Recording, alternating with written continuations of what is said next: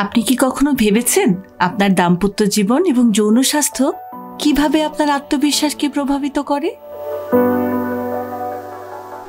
অনেকেই এসব বিষয়ে সমস্যার সম্মুখীন হন, কিন্তু সমাধান খুঁজে পান না। আপনাদের জানাতে চাই যে এই সমস্যাগুলোর সমাধান এখন সহজ এবং নিরাপদ।